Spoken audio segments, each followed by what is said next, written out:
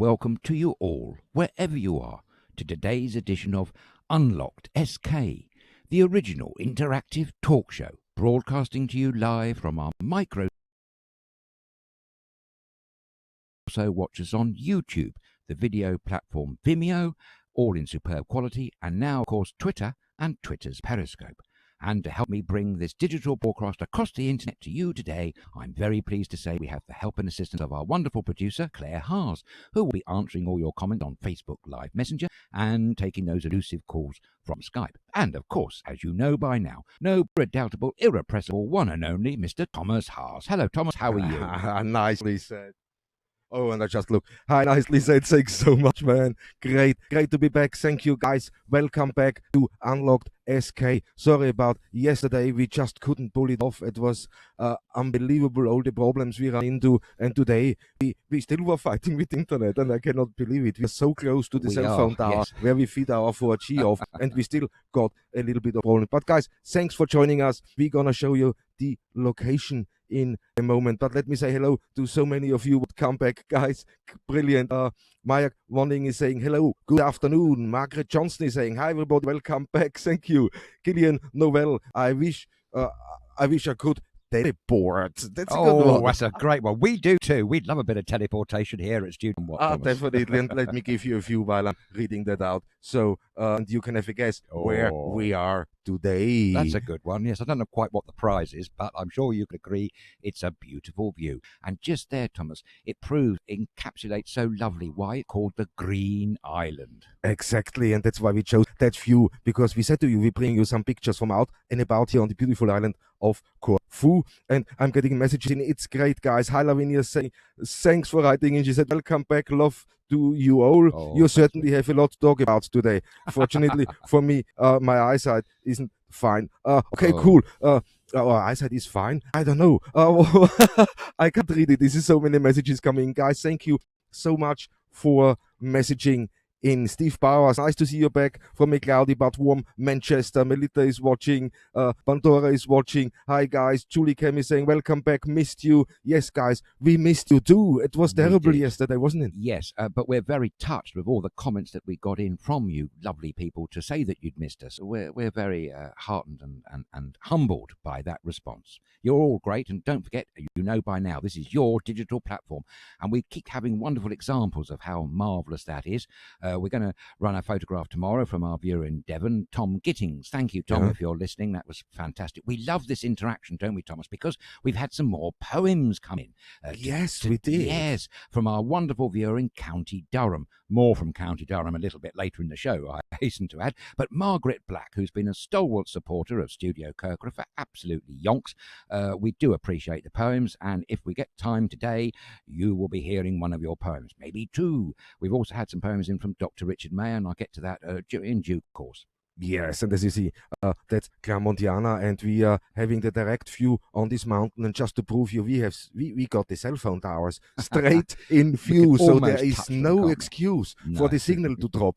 Totally not. Okay, we're a little bit away. We at least around 4 kilometers, if not a little bit more, away from that. And that I'm showing you with that view. So straight in the middle of your screen, you can see that. That's Clamontiana, and it's fantastic. And the view from this village, it's unbelievable. It is indeed. Yeah, and let me say hello. There's so many messages coming in. Guys, thank you so much. Simon Berry, hi guys. Hope you're all well. Yes, we are. Lorraine Smith, hi from lovely sunny Pompey. Martin, Marion Campbell is saying hi from sunny Scotland. Sorry, the message is moving fast and that makes me happy. Jerry O.D. Oh, a big hello from a warm and sunny Donegal. Adam James is saying hello, unlocked from Rock Village, UK, home of happy horses. Yes, nice one, Adam. And it's great, thank you so much. But we got the first question in, and this is Marion Campbell is asking, do you think we will be able to fly to Corfu in September? It's a good question. Fair enough. We haven't got a crystal ball, I'm afraid, and we don't do tea leaves. But the odds are looking better than they were a few weeks ago. We can say that. Can't say for certain, but things are certainly changing in the travel industry and tourism industry, both here in Greece and around Europe. So maybe September is a good bet. Let's say it's evens, maybe. What do you reckon, Thomas? Yeah. I It's mean, 50-50, now I sort think of. September, if 50-50. When you look at it like that, they're saying the commercial flights are restarting now 1st of June, and you see already they're putting some guidelines out. Greece, definitely, but we're gonna talk in a minute about the guidelines. Yes. This green, orange, and red Oh, yes, the coding interesting traffic system. What lights. they, Yeah, it's great. So. Yeah, I think September, I can't see a problem if this is as stable as it is now. Knock wood, Yes, then no we should second be able to. waves or No anything like second that. wave. If Yeah, there's no quite. second wave, and at the moment it looks great. You know what? I wanna be very, very positive with that because come on, because history. Totally. And one thing we can recommend you to do, Marion, is not to cancel. I wouldn't advise cancelling at this stage. Just hold on a little bit longer. And we're getting good news on an almost daily basis now.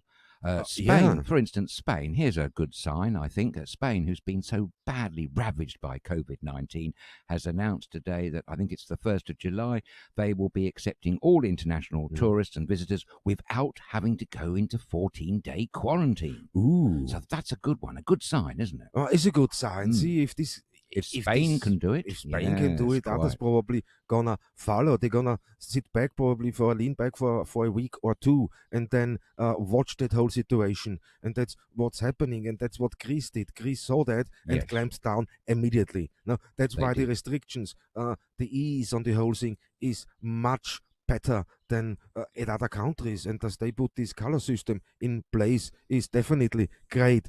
Guys, thank you so much for writing in. It's fantastic to see you all here again. And Amis Bella is saying good evening from a sunny Finland. Warm day here today, 24 degrees. Wow, Finland. Boy, is it a 24? That's we're matching that one. Positively balmy. Hyvä ilta to all our Finnish friends, especially Army.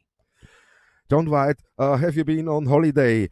Yes, we wish. No, it was sadly the not. last 3 days were really, really stressful. No vacation for us, I'm afraid. Yeah, man, Cassie Duckworth is saying internet is keeping going with the wind, and that's what we experience, is the high wind. Yesterday it was extreme, plus there are some changes made to YouTube and Facebook regarding streaming. That was a major issue. It was just, I just ran out of time. It was impossible, and on top of that, I was moving house Saturday and Sunday, so it was quite full on, hectic.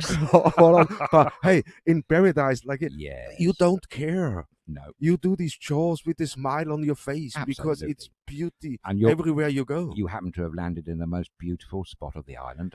I'll let you tell where we are to the viewers, Thomas, but we are, give you a little clue, southeast of the island. Yes, we southeast of the island, and we parked up in Notos. Whoa. So Notos is the destination. Great. Sadly, we couldn't set up down on the beach, but we didn't want to shoot all the ammunition away. We're going to bring you a nice beach view from Notos Beach very, very soon. But here is straight the view in to the countryside, and how beautiful is it. And in the distance here is Klomos, and what a fantastic village it is. Especially up there, the views you have down up to the north, west, and fabulous, east and south. It's brilliant, man. It's quite a location. It is. As you can see, a little bit hazy, a little bit misty today, but that's the way it goes, I'm afraid. Still, it shouldn't enjoy your viewing pleasure too much. No, and Linda Capodistrias is saying, welcome back, guys. Nice to see you again. Oh, thank Anthony you, van der Krank, 3 days is long, but here you are finally, you Corfu holics. Anthony, yes, we are, but it's so good to hear from you. You're a fabulous contributor. And Anthony, can I, on a personal note, say thank you very much indeed for your particular support to the studio. Yes. It means a lot. Yes, so all your support, guys. You're so fantastic. It's your messages what keeps us going. So if you have any questions, anything you would like to have answered, if we can, we're going to do that. But send us the messages, the comments here right now while we live on air, or send us an email to inbox@StudioKerkyra.com. Bold you is saying, can you send me a fixed cold beer, please? With the sending, we wish we could do that. Teleporting. We had that. Maybe there's something we can work. Julie Cam bought some Mythos from Lidl at the weekend. Great. So they go Mythos in Lidl. So what are you complaining on? Hey, that's good, isn't it? Then get a little bit of Corfu wherever they are. Hello, Julie. You're another fabulous supporter. Hope it's jolly and she has taken the risk and booked an apartment for September in Kalami. So fingers crossed for that one. brilliant. You like Kalami. I know a lot of our viewers do. And that always reminds me of Kalami cats. We better say hello to them. And don't forget to try and put out water for stray cats. And if you can spare a little bit of food for them, because they're, it's tough for stray cats and dogs on this island. But so many of the wonderful people on this island do take such an active care to our stray animals here, don't they? There's so many good organisations, and we thank you all. Yeah, and here Simon Berry is coming in with good news. I've been told that July is a go from the UK to Corfu. He knows from a contact, but that's the best news of today. That would be so great. I mean, come on. In July, and that's what we said originally. Remember, we can see that happening in July, not before. There was a window, we thought, yes. Yeah. So that's all positive. As I say, we'd like to bring you positive news wherever we can. Things on the travelling front are starting to look a little bit more rosy, although I don't know about the UK with this 14-day quarantine implication. That's a little bit of a bad one. Yeah, but let me go back to that one, what we said about that red, orange, and green. Lights, yes, yellow. Depending on that's the traffic light system or what they put in place here in Greece. That got announced, and depending on epidemiological data. I can't even speak today about all the stress, but all the classified, also the data they collected. Now that goes for each country of origin of travel. Right. So on this basis, flights will be selected, and passengers will undergo COVID-19 testing. So, for example, a country in the green category, sample testing will be conducted by 1 or 2 passengers from a total of 150 passengers. In yellow category, from out of 150, 5 to 10 getting tested. In orange, 20 to 30 passengers get tested. Ooh, right. So that's what they put in, but he also put on he said on the same day that the UK would unlikely to be on the list of the first wave of countries who are permitted into Greece. So that's for June now, isn't it? We thought that would be the case, but still, there's hope definitely coming for the autumn for the UK. Green countries, that sounds good, and the yellow one's not too bad.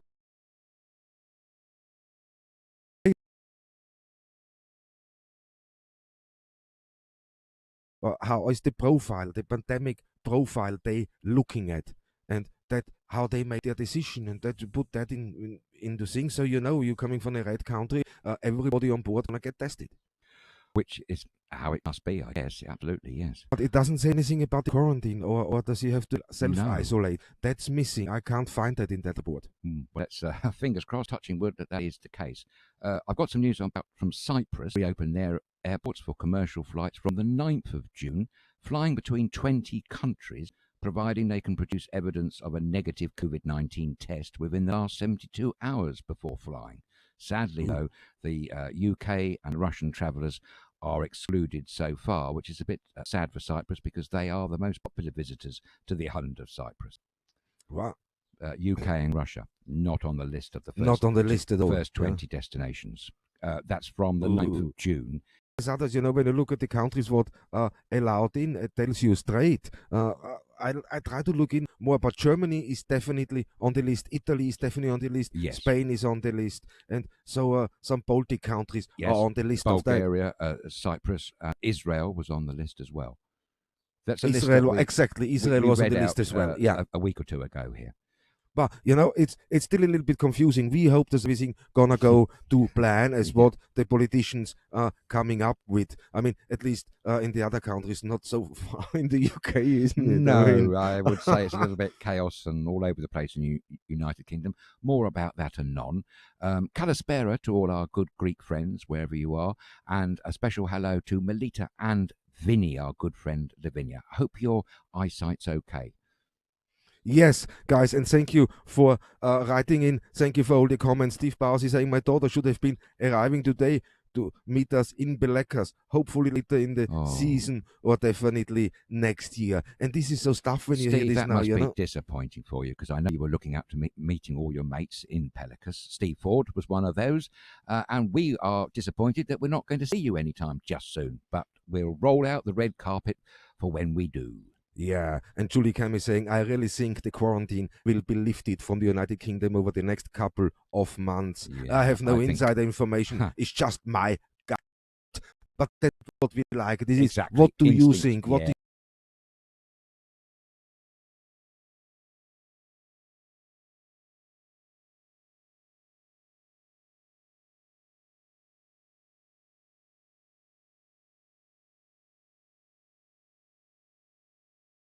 for a modest, I thought, 20% stake. So I asked the question again, if the German government can do that and the French government can do it with Air France, for instance, and KLM, the Dutch government, why on earth can't the UK government do something there to stabilise at least their aircraft industry? I read on Facebook a comment from a British Airways employee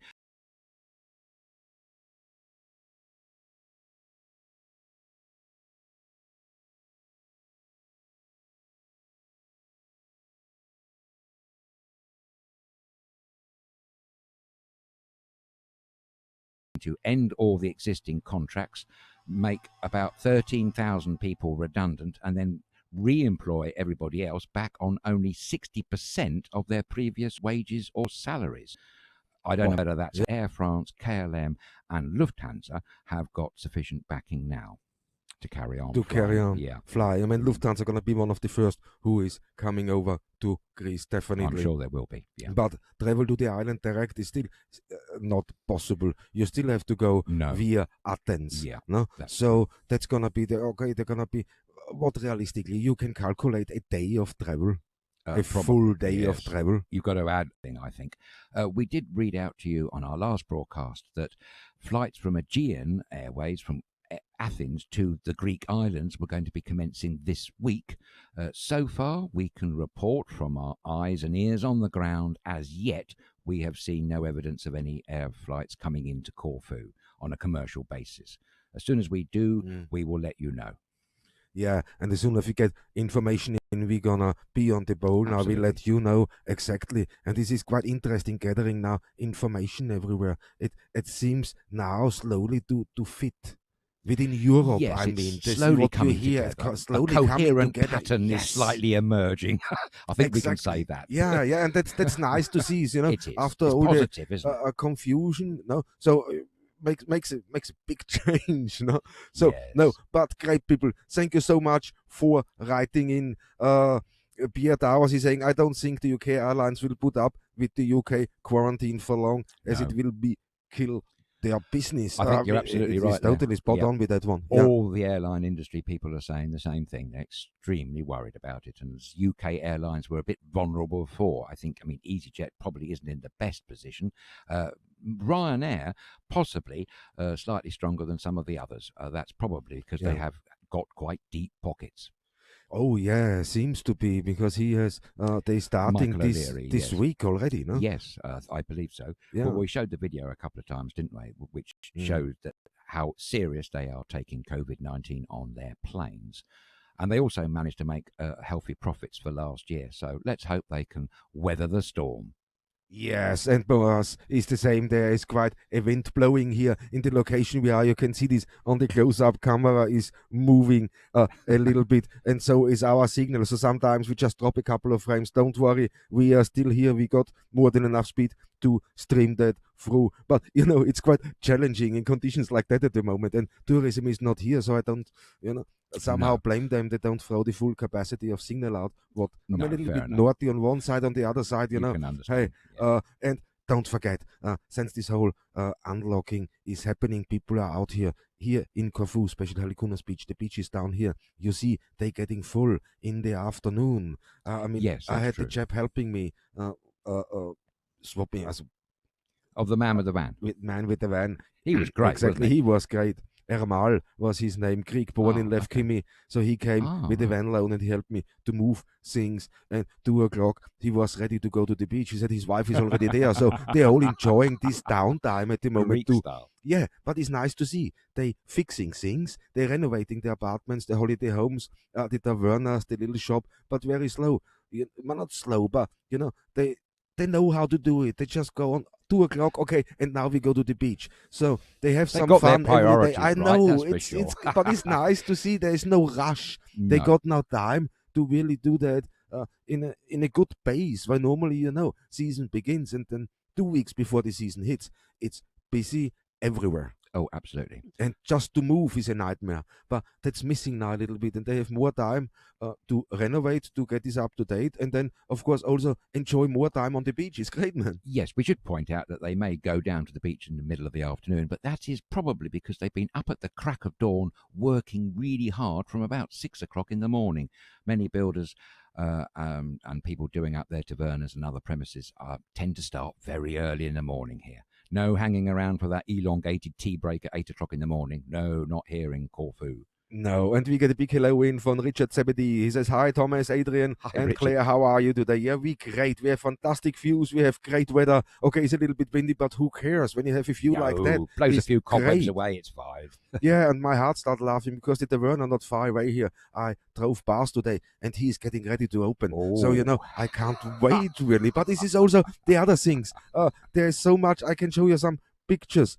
Then it's great. I mean, here I got one where Jackie is saying, "Oh, you got this oldest house not far away from Notos." Oh, that's Patriti, right. exactly. Yes, we were told about that when we did a live broadcast last year from the Patriti Fish Festival one Friday evening, I think it was. We were told about this oldest house, Dutch Yeah. merchant, I do believe. We'll get back to you on that when we've made some more inquiries and hopefully film it. Yes, and we're getting so great, nice messages in. I just read them out. Robert James is saying to all at the studio, I do find your broadcast so entertaining, enlightening, and interesting. It's also great to read the comments from lovely people in many countries listening in. Stay safe, everybody. Thank you, Robert. so much for that, That's great. Robert.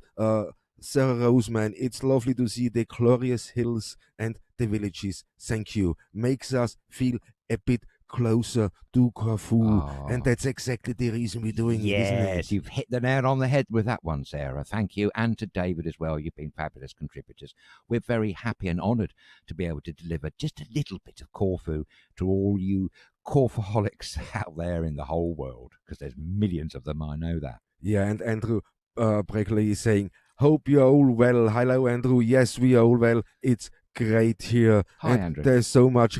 Richard is saying it's so hot, 24 in Bournemouth, going up to 28 all week. Balmy Bournemouth, it's fantastic. great, isn't it? Yes. What a summer this is going to be, not just here on the lovely island of Corfu, but also in the United Kingdom, obviously. Yes, well, they've had a bank holiday weekend in the United Kingdom. I hope you all had a good, jolly, safe one. It was Whitsun weekend, a very old tradition at the last Monday of the month of May is a bank holiday.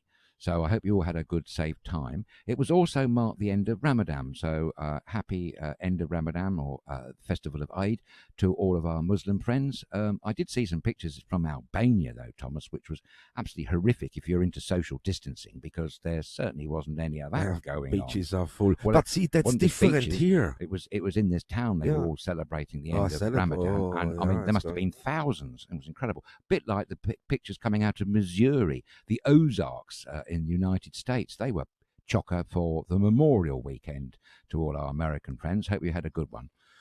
Yeah, definitely. No, but it's when you look here at social distancing, it seems to work here. All the bars, everybody is distancing. Yes. Great. Down at the beach, you can see the sun beds and the umbrellas really in good distance. They make that right. It all seems to work like the government intended it to be. And let's have a look quickly at the lovely pictures what Anthea Polly were taking today from Anthony, down. If you're watching, yes, thank you very much indeed for sending us pictures and posting them on Facebook. I hope your hotel at Bella Vista in Benitez is very nice, and I hope it's going to be open soon for you, Anthony.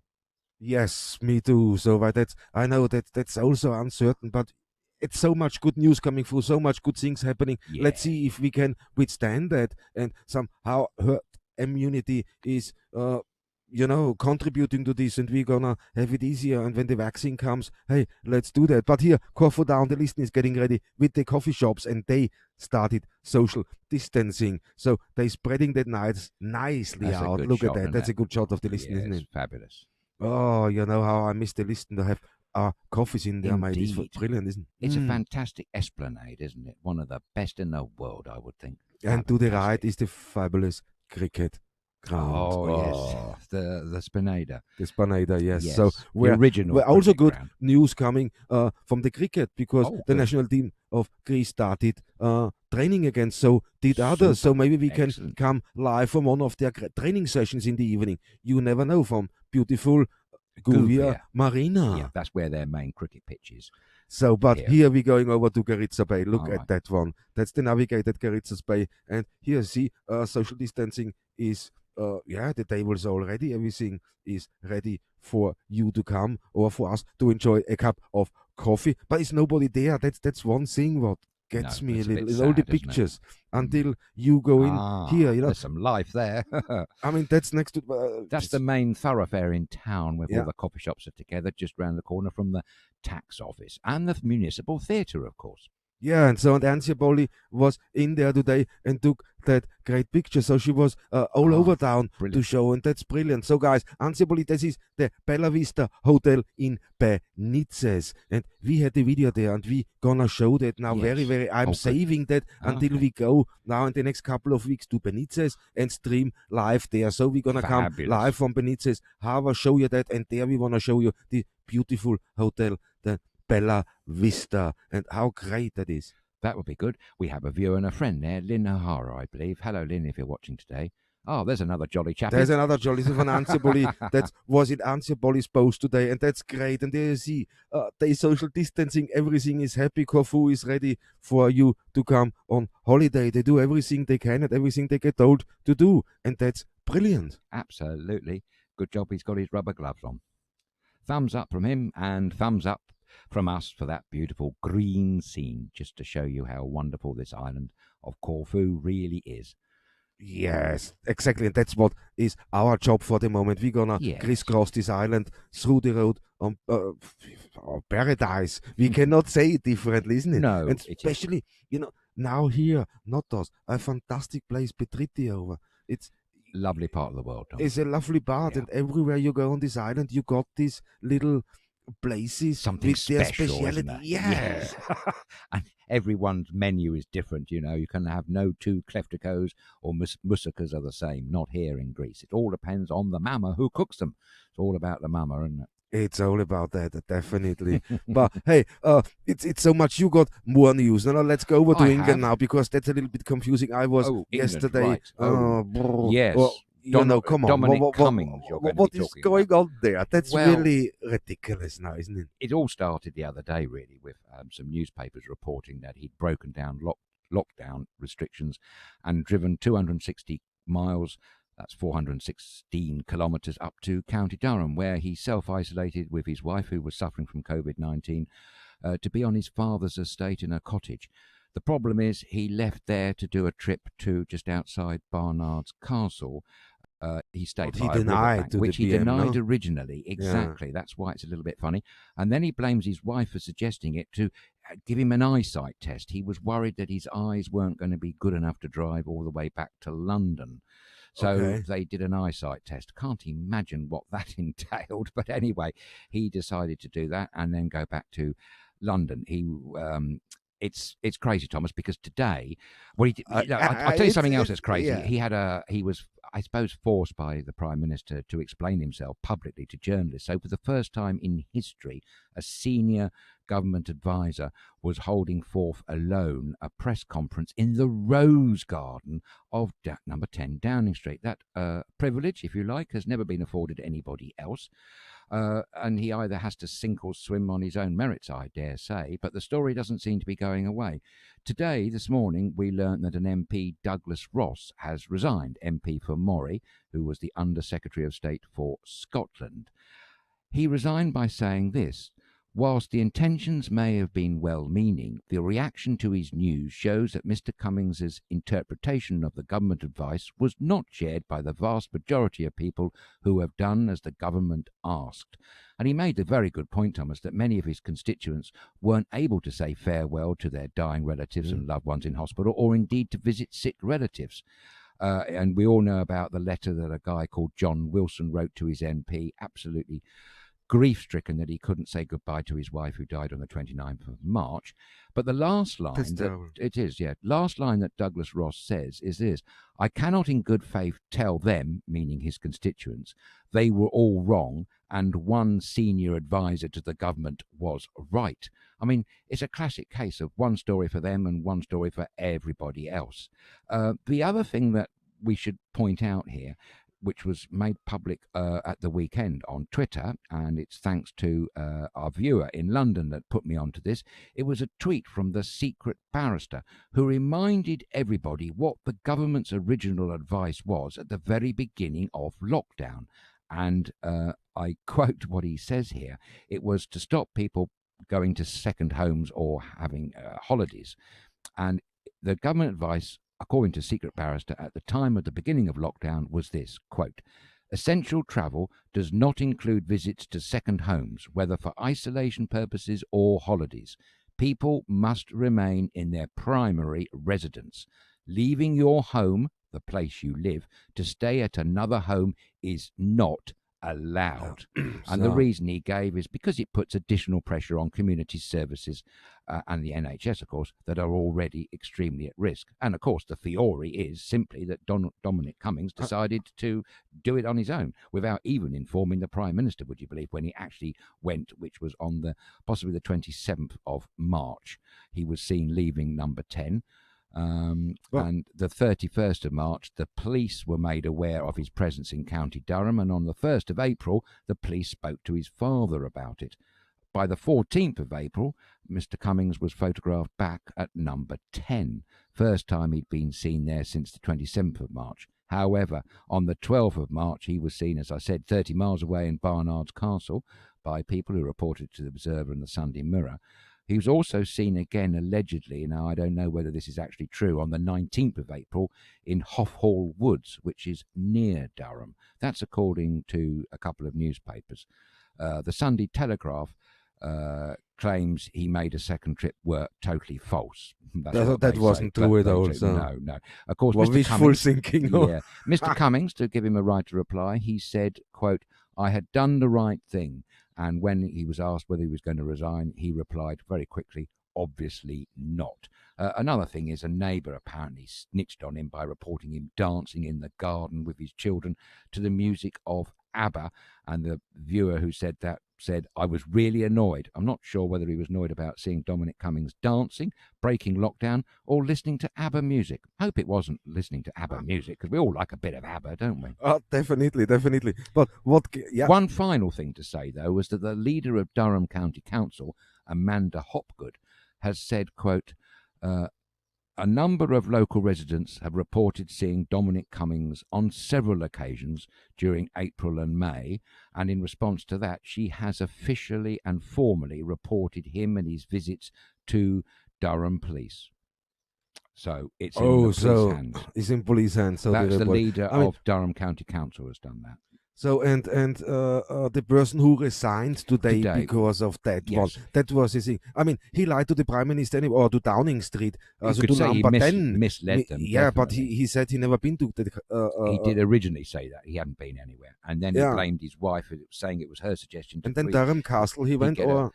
Barnard's Castle. Barnard's Castle. He didn't actually go to the castle. He ended up being a riverbank. But I mean, some people said they saw him actually at the castle. You may be interested to know that his wife, who's a journalist for The Spectator, would you believe? Her name is Mary Wakefield. And guess what?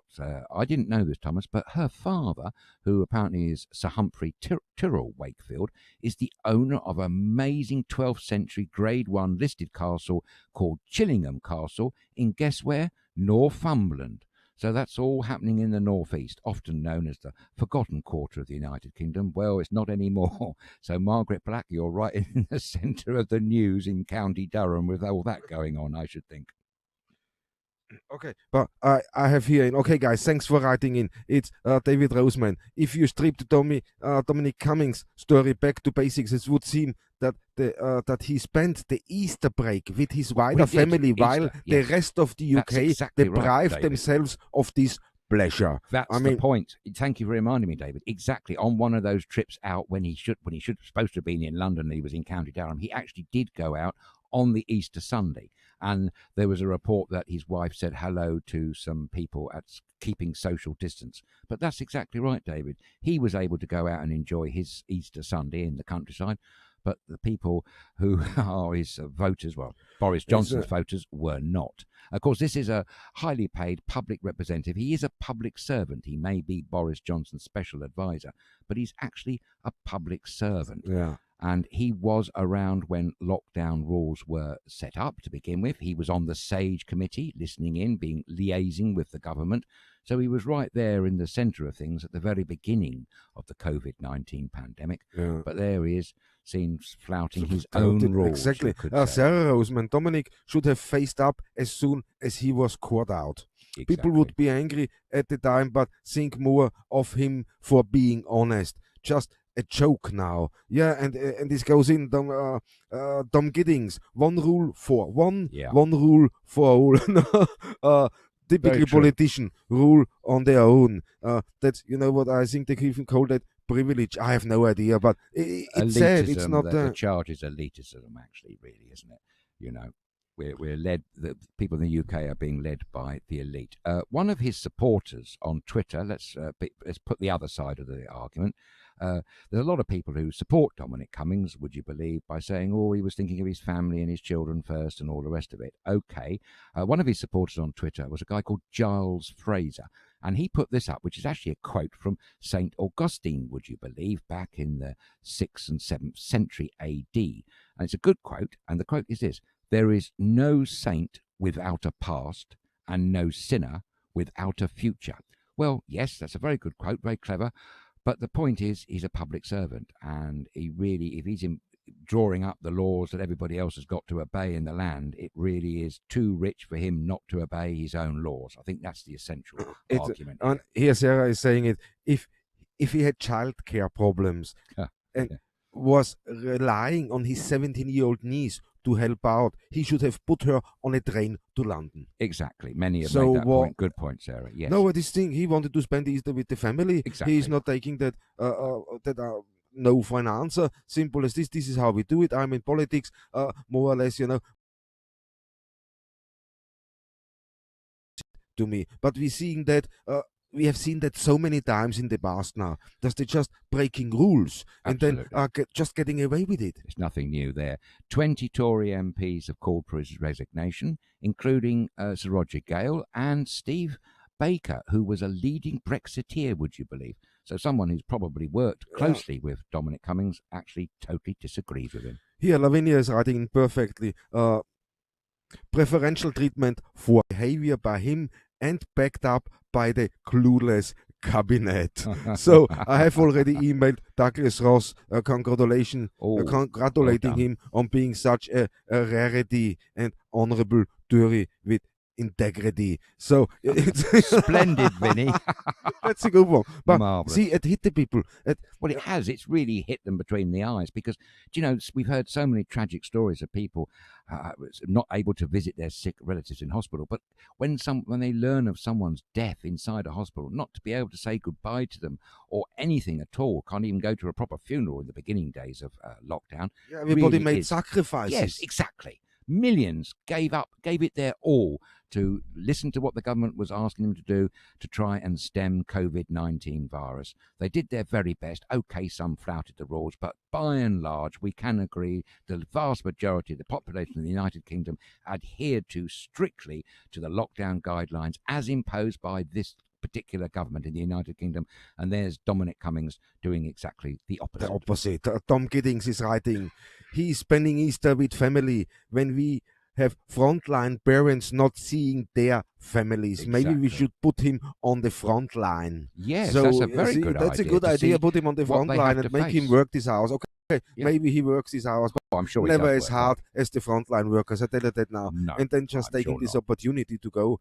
And I spent Easter with a family and parents. I mean, how old are his parents? They must be at least early 70s. Possibly, yes. So, certainly. I mean, he's endangering them at the same time. Exactly, so what's going on? Or does he know something we don't? Is that, you see, that's when people start speculating. Yes, and I saw that on groups where people come up with stupid they are crazy speculations, but they shouldn't be here. People shouldn't think that way. It's his fault. That's why people are getting skeptic now and say, Totally. what's going on? Is a cabinet minister? He's out there, and he's Advisor. just He's a special advisor. He's but unelected. Don't forget, he's unelected. Yeah, but you're not surprised, no? So at least the prime minister. But you know what?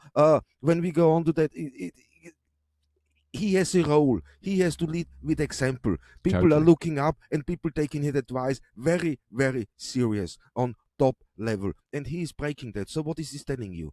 To me, he's telling, okay, there's something wrong. That's not as bad as they make it out to be. Or you know what? Is it just to get at us now here and say, hey, come on, what are they hiding?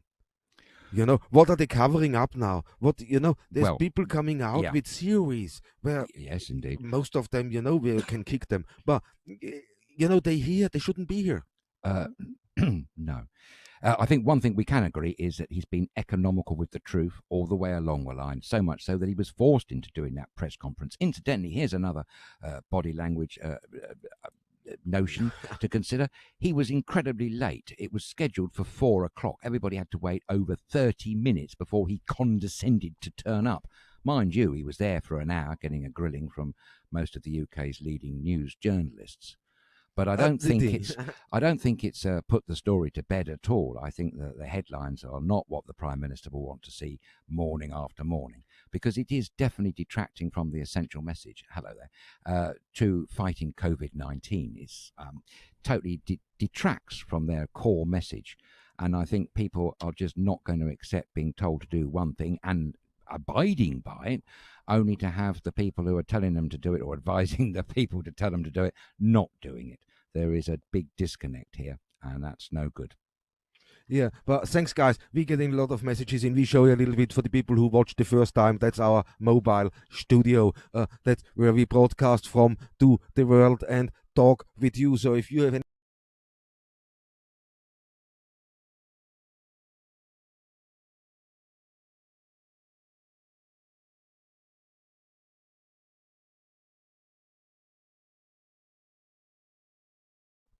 and here is a lot of things coming. Karen Mark, no question, but to get them treated from the media like that, I don't think it's right either. No, but then he could have just said a few key lines as he came out. He knew there was going to be a media scrum outside of his house. He could have imagined that for sure. And he could have issued a little quick statement instead of brushing people away as if they were dead flies